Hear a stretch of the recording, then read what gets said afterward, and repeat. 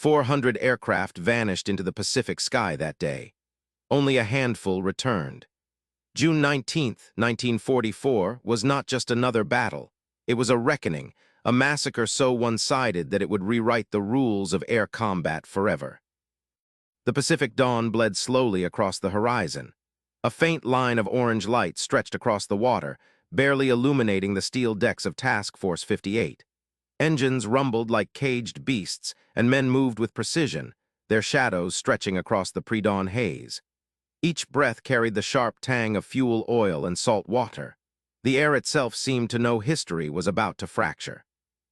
Aboard the USS Independence, Lieutenant Commander David Harrington ran his hand along the armored frame of his F6F Hellcat, a fighter born from lessons written in blood. 6.50 caliber machine guns were mounted in its wings, its Pratt & Whitney engine a snarling 2,000 horsepower monster. Unlike the Zero it was built to destroy, the Hellcat was forgiving, powerful, and deadly. Harrington knew the day ahead would not be ordinary. But to understand the magnitude of what was about to happen, one had to look back. To understand June 19, 1944, you had to remember what had come before: Pearl Harbor, Wake Island, the Coral Sea, Midway. In December 1941, Japanese aircraft had ripped across the skis of Pearl Harbor. The Mitsubishi A6M0, sleek, fast, and impossibly agile, had seemed untouchable. It outturned every American plane. It outclimbed them. It struck hard with precision and terrified anyone who faced it. Pilots called it a phantom, a machine that defied the rules of air combat. At Wake Island in the Philippines over the Coral Sea, it carved its legend in fire and blood. Young aviators like David Harrington had watched comrades fall to its lethal efficiency. Every maneuver felt like a gamble with death. The Wildcat, the only American fighter available at the time, was a compromise, slow, underpowered, and no match for the Zero. By mid-1942, American engineers at Grumman had begun designing a fighter that would answer the threat. Every weakness of the Zero was studied, every strength analyzed. They did not aim to outturn the Zero. They aimed to outlast it, to outgun it, to dominate it. The F6F Hellcat was born, armored cockpit, self-sealing fuel tanks, 6 heavy machine guns, and a powerful engine designed to climb, dive, and crush with ferocious efficiency. By late 1943, the first Hellcats reached the fleet.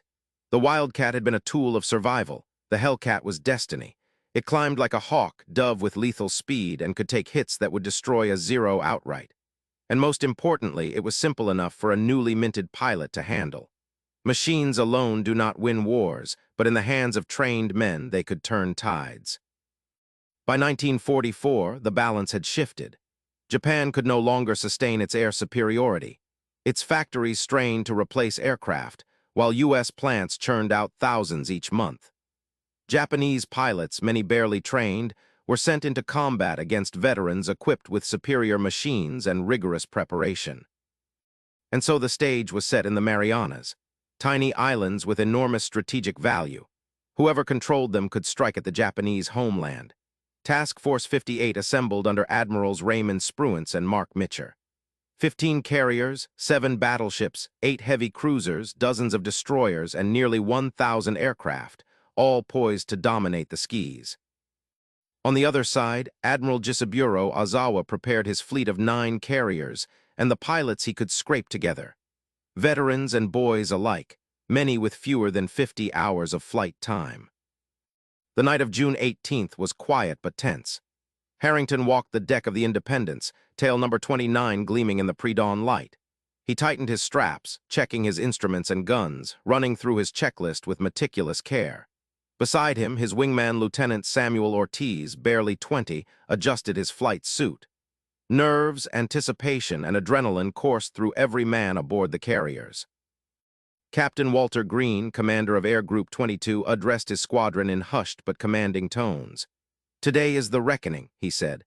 "Task Force 58 holds the punch. You are the shield. The Japanese will throw everything at us. You will throw it back harder." His eyes swept the pilots, reading fear, excitement, and determination. "This is the moment when the balance of power will shift. Fly smart, fly hard, return alive." As dawn broke on June 19th, the sea lay calm beneath the rising sun. Radar screens flickered to life, and early reports of enemy contacts began to arrive. Pilots strained their eyes toward the horizon, seeing only the first faint specks of enemy aircraft. But within minutes, the sky became a black tide, Zeros, Vals, Judys, Kates, rising in disciplined formations. The moment had arrived. Harrington's F6F roared down the catapult and leapt into the morning light. Ortiz followed, sliding into formation beside him. From the carriers, dozens of Hellcats thundered into the Pacific sky, engines screaming, wings locked, the dawn horizon filling with specks of steel and courage. Every pilot knew the magnitude of what was coming. This was no ordinary day. This was the moment that would decide the Pacific. Commander Frank Dalton's calm voice crackled over the radio. "Listen up. Enemy strength over 400 aircraft. Fighters, dive bombers, torpedo planes, they are coming heavy. Remember your training. Boom and zoom, don't dogfight, hit hard, climb away, survive to strike again." Ortiz's voice cut through the static, youthful and fearless. "Hey, skipper, let's bag some meatballs today." Harrington's reply was steady, cold with steel. "Stay on my wing, we'll send them back to the sea."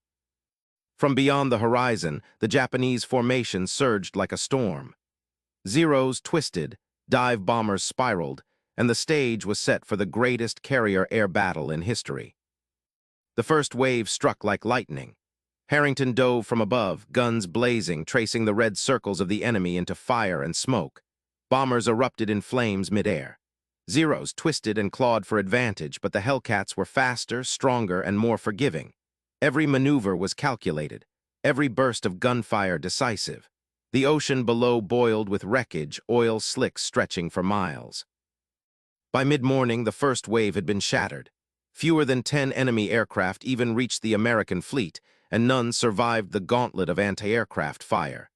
Yet radar already reported a second wave, 120 aircraft, more determined, more desperate. The Hellcats climbed again, met them in the sky, and tore through them like thunderbolts. Harrington and Ortiz moved as one, a lethal dance of altitude, speed, and firepower. Bombers fell in flames, torpedo planes disintegrated before they could strike, and the Japanese pilots, many inexperienced boys, were thrown into chaos. The morning hours passed in a blur of smoke, fire, and the roar of engines. Wave after wave came at Task Force 58, but each was met with relentless American defense. By noon, the third wave, the fourth, and the final scraps of Japanese air power had been annihilated. Nearly 400 aircraft destroyed. American losses, fewer than 30. On the deck of the Independence that evening, Harrington leaned against the railing, watching the sun sink into the Pacific. Smoke still curled faintly on the horizon, the remnants of a sky now conquered. Ortiz staggered up beside him, exhausted and exhilarated. "I can't even count how many went down today," he whispered. Harrington shook his head, voice soft. "Neither can I, but I know what it means." The Great Marianas Turkey Shoot was not just a victory. It was a massacre. It was the day the Zeros' reign ended. It was the day American naval aviation claimed supremacy over the Pacific. And in the hands of men like Harrington and Ortiz, the F6F Hellcat became legend. Perfect. Let's continue with part 2, ~2, 500 words.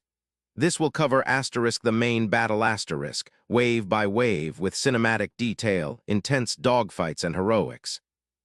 By mid-morning, the Pacific sky was a living storm. The first wave of Japanese aircraft had already been shredded, but the radar screens on Task Force 58 flickered with new contacts. Another 120 planes rising from the horizon, their engines singing a song of destruction. Lieutenant Commander David Harrington felt a jolt of adrenaline surge through him. There was no time to rest. The battle was far from over. "Second wave inbound," Commander Frank Dalton's voice crackled through the radio. Calm, measured, but filled with the weight of authority. "All pilots maintain altitude and formation, boom and zoom tactics. Stay above them, strike and climb. Remember, don't get dragged into turning fights. You will survive if you use your heads." Ortiz, ever fearless, shouted into his microphone, "Skipper, this is a whole damn Air Force coming at us." Harrington adjusted his throttle, eyes scanning the black specks swelling across the horizon. "Then let's bury it," he replied, voice cold steel against the roar of engines. The Hellcats dived into the enemy formation. 36 fighters, blue with American insignia, carved through the sunlit sky like lightning, guns blazing. Tracers streaked across the clouds, igniting the fragile Japanese aircraft in a blaze of smoke and fire. Bombers erupted midair. Zeros twisted desperately, attempting to force turning fights, but the Hellcats held the advantage. Power, altitude, and firepower gave them the upper hand. Harrington's eyes caught a lone Zero, aggressive and skilled. The pilot twisted sharply, forcing a duel that made Harrington's pulse hammer. The Zero tried to match him in a climbing turn, but Harrington remembered Dalton's orders, do not turn. He pulled back, letting the Hellcat's engine drag him higher. The Zero faltered, and in a split second, Harrington rolled inverted, dropped into a split S, and unleashed a torrent of .50 caliber rounds. The Japanese fighter exploded midair. Splash another. Every pilot in the squadron fought like a man possessed. Ortiz destroyed a Judy bomber in a single, precise burst. Elsewhere, American pilots danced a deadly ballet above the ocean. Bombers fell into the waves, torpedo planes were shredded before they could complete their runs, and smoke trails crisscrossed the sky like molten veins. But the Japanese forces were relentless. By 10:30, radar detected the third wave, a smaller group, only 80 aircraft, but determined, desperate. Many were barely trained, some mere boys, sent into the teeth of Hellcats. Harrington tightened his grip on the control stick. "Stay sharp," he muttered. "They don't know death yet, but they will learn it today." The third wave struck like a hammer against steel. The Japanese formations were desperate, weaving and diving in chaotic patterns, yet the American pilots held the sky with disciplined precision. Harrington lined up a Val dive bomber, engine roaring, wings slicing through sunlight. A single burst of gunfire engulfed it in flame, sending it tumbling toward the ocean. "Splash one," Ortiz called over the radio. "Got another Judy. She's down." Hellcats moved like a living organism, covering each other, striking in waves, climbing to rotate fresh squadrons into battle. Bombers, fighters, and torpedo planes fell in hundreds. Smoke and fire clouded the horizon. The Pacific had become a graveyard of wings and lives. Harrington caught sight of a Zero trying to stalk Ortiz. "Ortiz, break left, I've got your 6, he shouted. He dove, the engine screaming, and caught the Japanese fighter in his sights. One clean burst, and it erupted into a fireball. Splash another. The deck crews on the carriers below never ceased their work. Hellcats returned, landing on rolling decks, engines cutting, crews swarming to refuel, repair, and rearm them. The cycle was endless. One flight landed, another took off. There was no rest. Only the hum of engines, the roar of guns, and the smell of gunpowder in the wind. By noon, the fourth wave approached. Radar showed 50 aircraft, not elite squadrons, just scraps, obsolete planes, anything that could fly. The Americans met them with ruthless efficiency. Twin-engine bombers lumbered forward, only to be shredded by Hellcats before they could reach striking distance. The Japanese had nothing left, and then silence. Harrington leveled out at 12,000 feet. The sky, once alive with swarming planes, was now empty. Smoke and wreckage dotted the horizon, a testament to the scale of the destruction.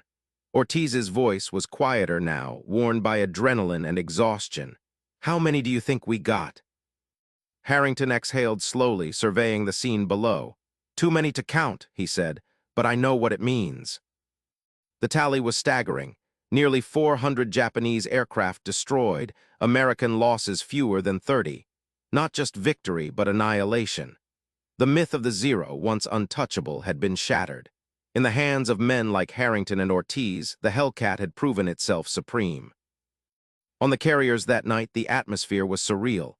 Pilots laughed and shared stories, recounting dives, gun passes, and explosions. Yet beneath the noise, a quiet understanding lingered.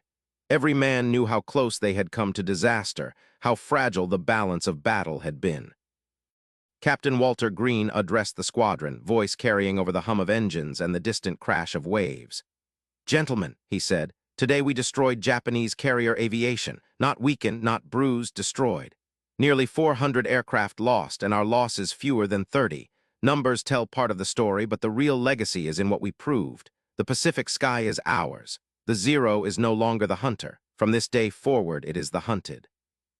Harrington leaned against the railing of the Independence, watching the sun sink into the Pacific. Fires still burned faintly on the horizon. Ortiz stood beside him, exhausted but alive. "We broke them today," Harrington whispered, voice heavy, "and they'll never recover."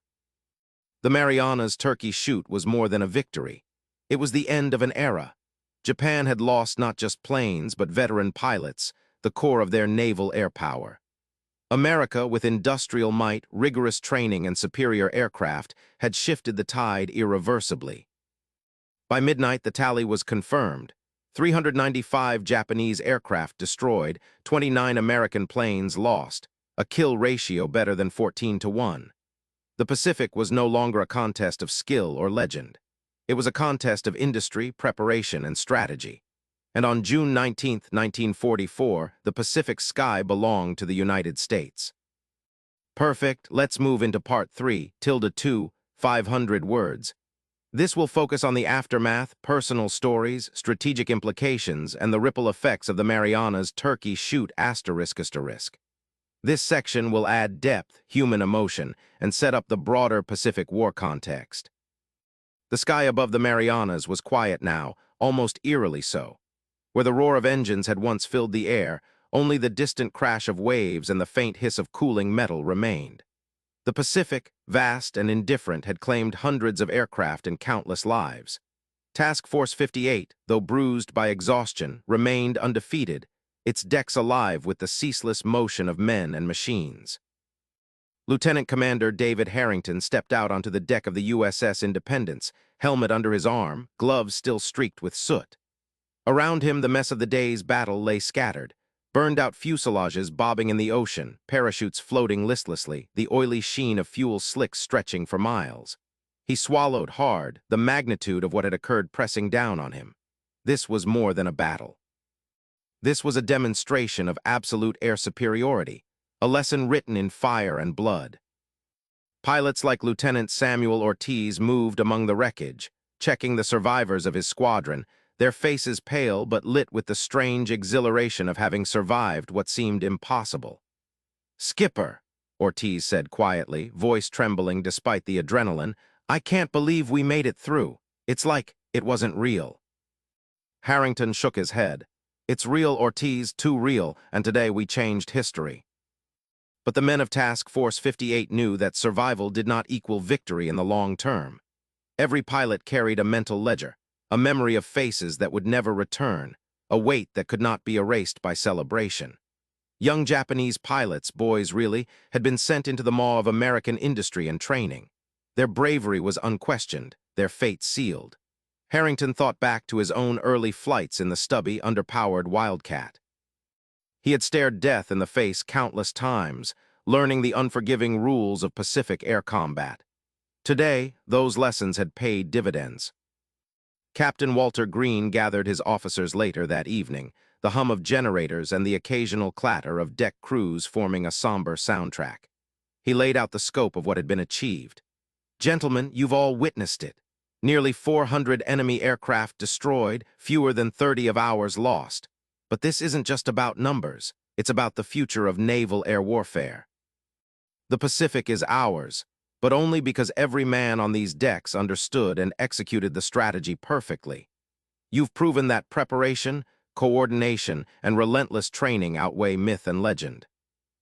As the sun dipped below the horizon, the carriers shifted course towards safer waters, but the operational tempo remained unrelenting. Squadrons were refueled, repaired, and ready to launch again. Task Force 58 was more than a collection of steel and engines. It was a machine of war, a system in which each component, pilot, mechanic, ordnance handler, navigator, functioned in synchrony. The Marianas Turkey Shoot had revealed that this system was unstoppable when properly executed. Meanwhile, across the Pacific, Japanese commanders surveyed the aftermath with disbelief. Admiral Jisaburo Ozawa's forces were shattered, their carriers and aircraft lost not to chance, but to a calculated, overwhelming application of American strength. Veteran pilots, the heart of Japan's Air Force, had been annihilated. Those that remained were scattered, inexperienced, or trapped in training programs that could not replace the losses fast enough. Japan's myth of invincibility in the skis was broken, and the psychological impact rippled through every echelon of command. Back on the carriers, the men were processing the enormity in personal ways. Flight nurses wrote letters, mechanics repaired guns, and pilots quietly recounted individual duels. Harrington remembered the faces of the Japanese boys he had downed, the split-second choices that had spared his squadron while others fell. He felt a heavy mix of pride and sorrow, a recognition that mastery in war comes at an unrelenting cost. Lieutenant Ortiz, walking the deck with his own thoughts, reflected on the efficiency of the Hellcat. "Skipper, it's not just the plane, is it? It's everything, the training, the numbers, the support. This is industrial warfare made visible." Harrington nodded. "Exactly, Ortiz. The Zero was never just a plane, it was a symbol. Today, that symbol burned, and what replaced it, that's the Hellcat and everything it represents." The strategic implications were immediate. With Japanese naval aviation decimated, American forces could seize the Marianas with reduced risk from air attacks. Saipan, Tinian, and Guam, once hotly contested islands, were now more accessible. Control of these islands provided forward bases for B-29 bombers, opening the Japanese home islands to sustained aerial bombardment. The destruction of nearly 400 aircraft in a single day was not just a tactical victory. It reshaped the logistics and strategy of the Pacific War. Yet for the men who had flown and survived, there was little time to consider strategy. Refueling, rearming, and redeploying was their immediate reality. Harrington inspected the engines of his Hellcat, checking for signs of stress or damage. He thought about the mechanics who had worked tirelessly to keep these machines airborne, the ordnance crews who had loaded the guns with precision, and the radar operators who had guided them through the storm of enemy aircraft. Victory was never solitary, it was collective. Stories emerged from the battle, acts of heroism, moments of split-second brilliance. A Hellcat pilot saved a wingman from a spinning Zero, crashing into the enemy plane to force it away, risking both lives to preserve the squadron. Another maneuvered through a cloud of torpedo bombers, picking them off one by one, his throttle and ailerons dancing in perfect harmony. These narratives became the backbone of what historians would later call the Marianas Turkey Shoot, individual threads woven into the tapestry of an overwhelming victory. Even as the battle faded from the sky, its effects lingered. Japanese air forces struggled to regroup. Newly trained pilots, inexperienced and under-equipped, faced the daunting reality of confronting American air power that had mastered coordination, tactics, and technology. Each sortie was a reminder that the balance of power in the Pacific had shifted irreversibly. Harrington and Ortiz, along with the other pilots of Task Force 58, began to understand the symbolic nature of what they had achieved. They had not only destroyed aircraft, they had destroyed myths. The Zero, once feared, once considered untouchable, had been outmatched and outclassed. The Hellcat had demonstrated that superior design, tactical doctrine, and industrial support could overcome even the most legendary adversary. The men slept little that night. Exhaustion weighed heavy, but so did the adrenaline of survival. They dreamed of the endless blue skies, the roar of engines, and the fiery arcs of tracer rounds. Each remembered the faces of enemies and comrades alike, knowing that memory would outlast the battle, that the Marianas Turkey Shoot would echo in their lives forever. In the weeks that followed, Task Force 58 leveraged its supremacy. Operations in the Marianas proceeded with far less resistance from the air, allowing for sustained bombardments, amphibious landings, and the gradual tightening of the noose around Japanese positions. Air dominance allowed American strategy to shift from reaction to initiative, dictating the tempo of the Pacific War. For Harrington, Ortiz, and their fellow pilots, the lessons of June 19, 1944 became a guiding principle. Skill alone could not win wars. Preparation, training, coordination, and equipment were equally vital. The Hellcat was the embodiment of this philosophy, powerful, resilient, and forgiving in the hands of men who understood its capabilities. It was a reminder that war was as much about systems as it was about courage. By the time the sun rose over the Pacific again, the battle had already passed into legend. Reports were filed, logs recorded, and the numerical tally confirmed. 395 Japanese aircraft destroyed, 29 American planes lost. The kill ratio was extraordinary, but the story was more than statistics. It was a testament to the combination of human skill, industrial might, and strategic foresight that had allowed Task Force 58 to dominate the skies. Perfect, let's move into Part 4, tilde 2, 500 words. This will focus on *** Japan's reaction, the cascading effects on subsequent campaigns, and the long-term legacy of the Marianas Turkey Shoot and the Hellcat. The aftermath of the Marianas Turkey Shoot reverberated far beyond the decks of Task Force 58. Across the Pacific, in the Japanese command centers, shock and disbelief settled like a heavy fog. The losses were catastrophic, not just in numbers, but in experience and morale.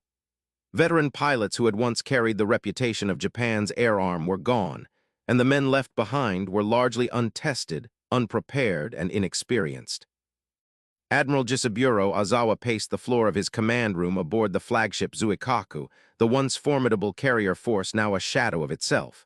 Reports of the day's annihilation trickled in like daggers, each one more severe than the last. "How can this be?" Ozawa muttered to his staff, the disbelief palpable. "They were fewer than our legends say, and yet they fell like wheat before a scythe." In the weeks following June 19th, Japan scrambled to compensate. Training programs were accelerated, cadets pushed into the air with dangerously low hours of experience. Factories worked day and night to replace aircraft, but production could not keep pace with attrition. Each new plane that left the assembly line was undertrained, fragile, and ill-equipped to face the now superior American air arm. The psychological toll on Japanese leadership was immense. The myth of invincibility that had carried them through early victories, Pearl Harbor, Wake Island, the Philippines, had been shattered in a single morning. Meanwhile, Task Force 58 capitalized on its newfound supremacy. With Japanese naval aviation crippled, American planners could strike deep into the Marianas with reduced risk from air attacks. Saipan, Tinian, and Guam became key targets for amphibious assaults, and airfields established their allowed B-29 superfortresses to conduct strategic bombing campaigns against the Japanese home islands. The balance of power in the Pacific had irrevocably shifted, and the ripple effects would be felt for months. Harrington and Ortiz were reassigned to patrol and reconnaissance missions, maintaining the air superiority that had been so decisively won. Every sortie reinforced the lesson learned at the Marianas. Coordination, preparation, and overwhelming force were decisive. Pilots of Task Force 58 became living legends, their stories passed down to new recruits, shaping the doctrine and tactics of American naval aviation for the remainder of the war. In the Pacific Islands, the local populations and the scattered Japanese forces watched the sky with trepidation. The era of the Zero was over. The Hellcat ruled the air. Strategic decisions, previously constrained by the threat of Japanese fighters, could now be executed with confidence. American forces landed, secured, and constructed forward bases with minimal interference. The once formidable Japanese empire found itself on the defensive, reacting rather than dictating. The legacy of the Marianas Turkey Shoot extended beyond the immediate tactical victory. The Hellcat became a symbol of industrial and strategic supremacy. Its rugged design, 6.50 caliber machine guns, and 2,000 horsepower engine had proven lethal, but it was more than that. It embodied the lessons learned from early defeats: resilience, adaptability, and the relentless application of technology in war. Pilots revered it not merely as a machine, but as an extension of their own skill, a partner in the deadly ballet of aerial combat. Across the Pacific, American aircraft production continued unabated. While Japan struggled to field even a handful of trained pilots, the United States churned out thousands of aircraft each month. Squadrons rotated seamlessly between combat and training, and new pilots graduated with hundreds of hours in the cockpit, prepared for the challenges of modern aerial warfare. The disparity in training, experience, and equipment was now insurmountable. For the men of Task Force 58, the victories at the Marianas were a turning point in morale and identity. They were no longer just pilots. They were instruments of a new order in the Pacific. Each mission reinforced their understanding that mastery in war was systemic. Individual skill mattered, but it was the integration of technology, training, logistics, and strategy that created invincibility. The Japanese response, desperate and reactive, could not keep pace. Across the Pacific, replacement pilots were thrown into combat with minimal preparation.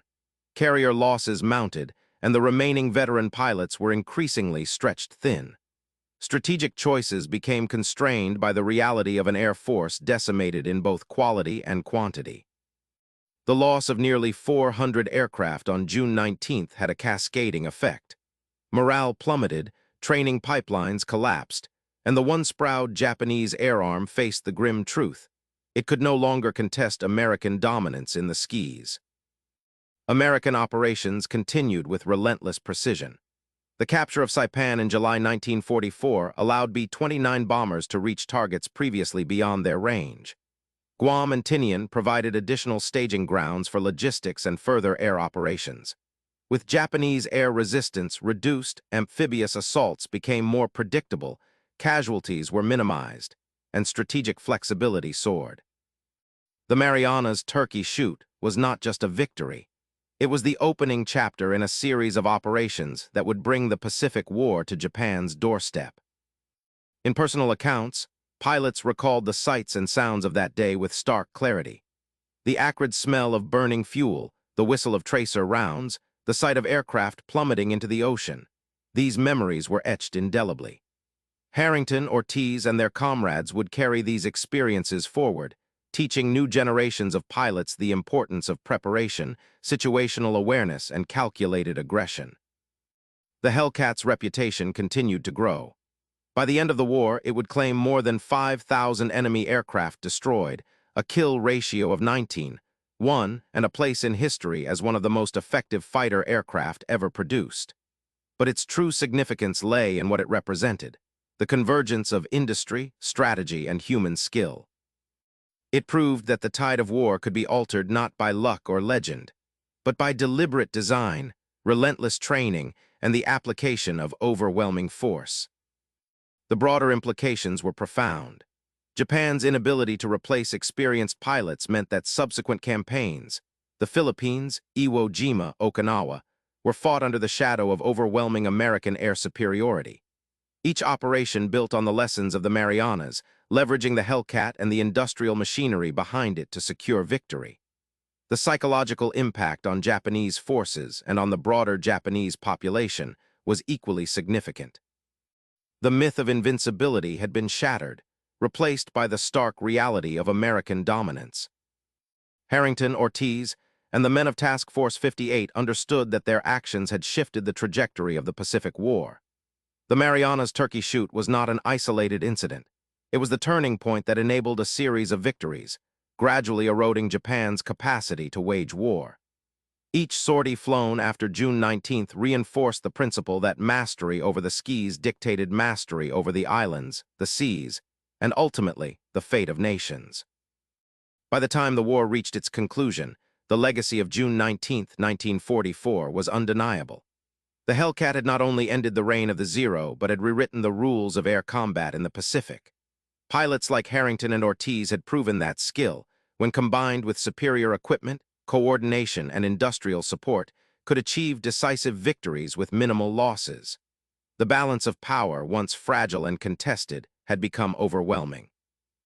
The final chapter of the Pacific War would see American carriers and aircraft strike at the heart of Japan itself, culminating in the surrender aboard the USS Missouri.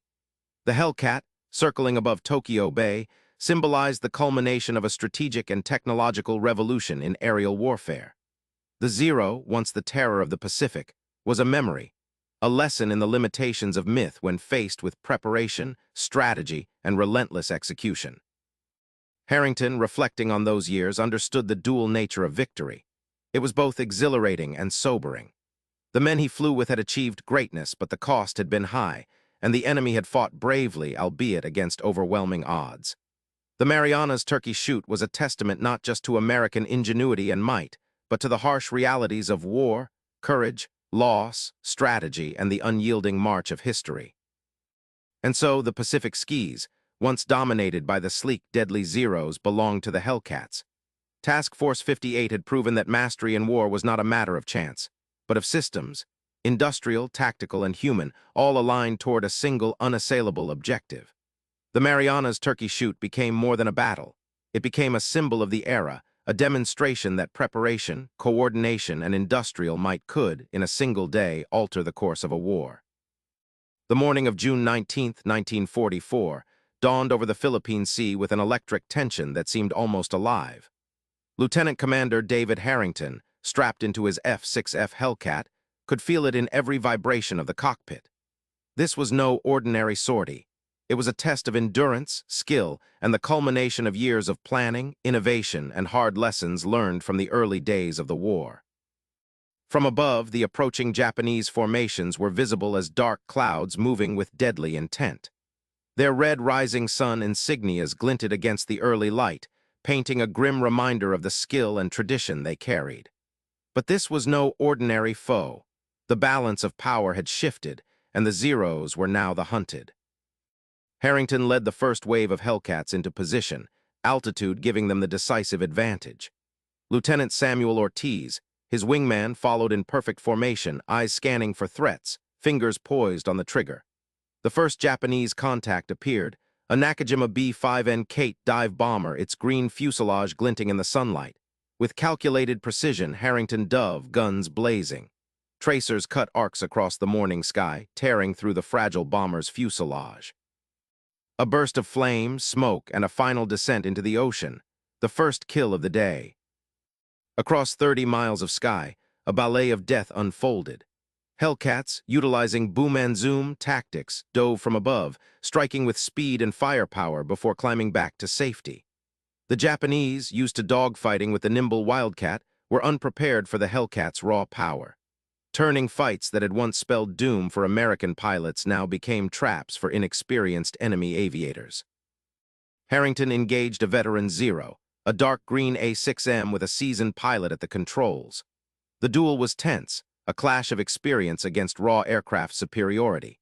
The Zero attempted a tight spiral, forcing Harrington to climb and maintain energy advantage. With a split-S maneuver, he rolled behind the Zero, unleashing a controlled burst that tore the fuselage apart. The enemy aircraft erupted into flames before it could react further. Ortiz, barely 20, had his own close calls. Pursued by two Zeros, he banked sharply, letting the Hellcat's superior climb rate drag him out of danger. One Zero faltered, another followed too closely and was shredded by Ortiz's concentrated fire. Across the skis, the pattern repeated. Inexperienced Japanese pilots overwhelmed by precision, firepower, and coordination. Captain Walter Green and Commander Frank Dalton coordinated the waves from the CIC. Orders flowed seamlessly: intercept, climb, engage, rotate. The communication network allowed the fleet to maintain dominance, replacing exhausted pilots with fresh Hellcats in continuous sorties. Every pilot knew his role, every aircraft knew its limits. The result was devastatingly efficient. Bombers and torpedo planes pressed forward, desperate to break through. Harrington spotted a lone Val dive bomber. With practiced efficiency, he executed a high-speed dive, striking the bomber's engine with precise fire. It exploded mid-air, scattering debris across the sky. Ortiz and the remaining squadron members mopped up the remaining threats, maintaining the overwhelming advantage Task Force 58 had earned through planning, production, and training. The ocean below became a graveyard. Smoke trails crisscrossed the heavens as aircraft spiraled into the water, exploding into walls of flame. Life rafts bobbed among wreckage, Japanese pilots clinging desperately to survival. Harrington's squadron emerged with minimal losses, fewer than 30 aircraft lost to nearly 400 destroyed. As the day progressed, new waves of Japanese aircraft attempted to reinforce the front, but each assault was met with the relentless discipline of American pilots. The third and fourth waves, composed of green cadets and outdated aircraft, were cut down with ruthless efficiency. Every sortie further cemented the dominance of the Hellcat and the tactical doctrine that had evolved since the early days of the Pacific War. Amidst the chaos, personal heroics stood out. Harrington maneuvered through swirling formations, saving his wingman Ortiz from a Zero pursuing from above. Dalton coordinated multiple squadron movements, his calm voice over the radio keeping nerves steady and morale high. Captain Green personally engaged straggler bombers, demonstrating leadership from the front. Each action was amplified by technology and preparation, each pilot a cog in a well-oiled machine of destruction. By afternoon, the once crowded skies were emptied of Japanese aircraft. The scale of annihilation was staggering. Nearly 400 enemy planes destroyed, American losses minimal. Harrington and Ortiz returned to the carrier deck, fuel low, ammunition spent, hands trembling from adrenaline. The deck erupted in celebration, a mixture of relief and the surreal joy of victory. Yet beneath the celebration lay a sobering truth. The war in the Pacific had shifted irreversibly. The impact of the Marianas Turkey Shoot extended far beyond the immediate tactical victory. Japan's air arm, once feared and legendary, was shattered. The loss of experienced pilots created a void that could not be filled. New recruits, often undertrained and flying obsolete aircraft, faced insurmountable odds in subsequent engagements. American strategy evolved to leverage this advantage. The capture of Saipan, Tinian, and Guam provided forward air bases, allowing B-29 superfortresses to strike the Japanese home islands. Amphibious operations could be executed with minimal interference from enemy aircraft, reducing casualties and accelerating the advance across the Pacific. Pilots like Harrington and Ortiz became instructors, passing down their experience to the next generation. The Hellcat, a machine born from lessons in blood and innovation, became a symbol of American industrial and tactical supremacy.